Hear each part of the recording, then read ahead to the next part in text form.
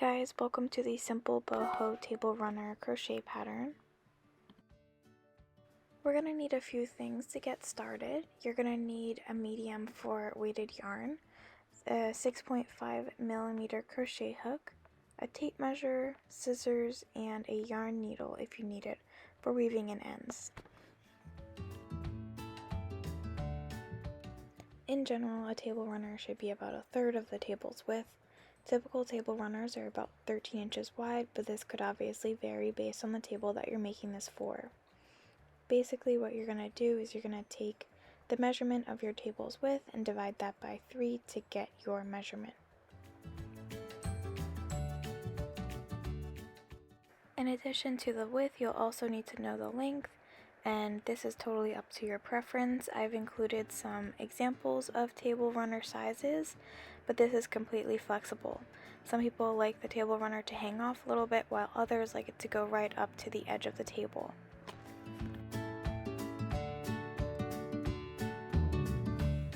So we're going to start off by using either foundation double crochet or chaining to reach the width that we want for our table runner. I prefer using foundation double crochet because there's no shrinkage, so you literally foundation double crochet up to the width, and then that is the exact width the item will be, as compared to chaining, which typically when you chain, as you know, it will shrink down. So if you were to chain to 5 inches, for example, depending on your tension, it could shrink a 1/4 of an inch or a 1/2 an inch, and I find it easier to do the foundation double crochet. So we start off by using a slip knot, and then we use either method to reach our width of our table runner.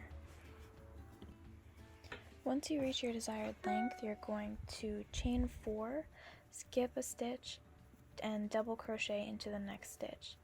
Then chain 1, skip a stitch, double crochet into the next stitch, and continue that all the way down until the end of the row. So you can start to see that these little eyelets are being created, and at the end of the row it should look a little bit like this. You should now have created your first eyelet row. We're going to chain 1 and we're going to half double crochet into each stitch all the way down. How we're going to do that is we're going to be half double crocheting into the center of each eyelet and then into the top of each double crochet post.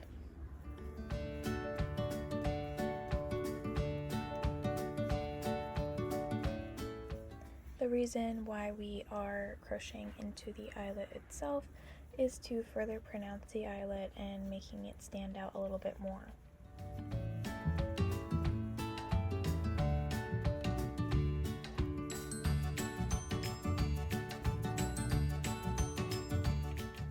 At the end of that row, we are going to continue with half double crochet rows for 7 more rows.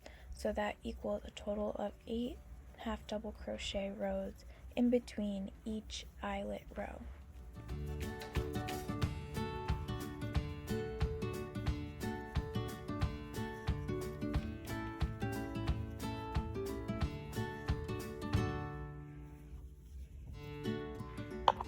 So you should now have your first eyelet row and your 8 rows of half double crochet completed. We're going to continue with another eyelet row, so we're chaining 4, skipping a stitch, double crocheting into the next, chaining 1, skipping a stitch, double crocheting into the next, chaining 1, and continuing that all the way down.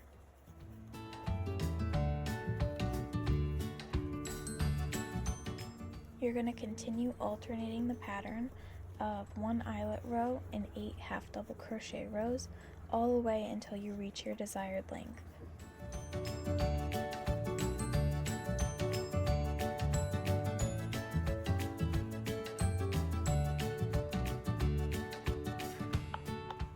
If you wanted to create some tassels or fringe, this is how you do it. For tassels, you're going to get a bunch of yarn, you're going to cut them in half with your finger, enter them into the stitch that you want, and then pull the tassels through. So you're essentially creating a very large slip knot sort of inside of this end, and then you're going to want to trim it to however long you want your fringe to be.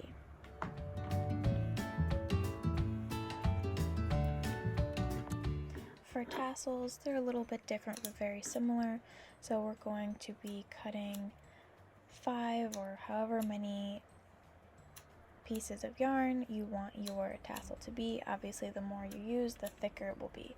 We're going to then cut a piece of yarn that's going to be used to tie them together right in the middle.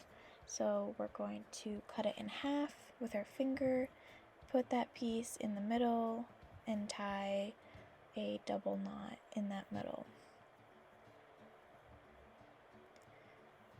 Once you do that, you're going to take another piece of yarn, and this piece is going to create that tasseled look. So you are going to lay that piece of yarn down, place the tassel you've created on top, and then you're going to tie that knot, that double knot, over that area.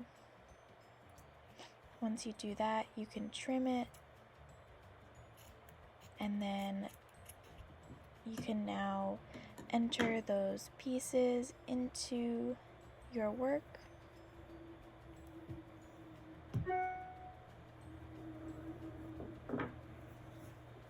And then you can tie a knot to secure.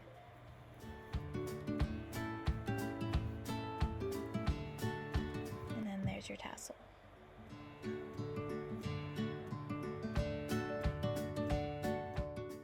And that's it. I hope you enjoyed, and if you have any questions, please feel free to reach out to me. This is a fairly easy pattern, but make sure that you follow me on Instagram or check out my website for other free patterns and for any other fun new designs.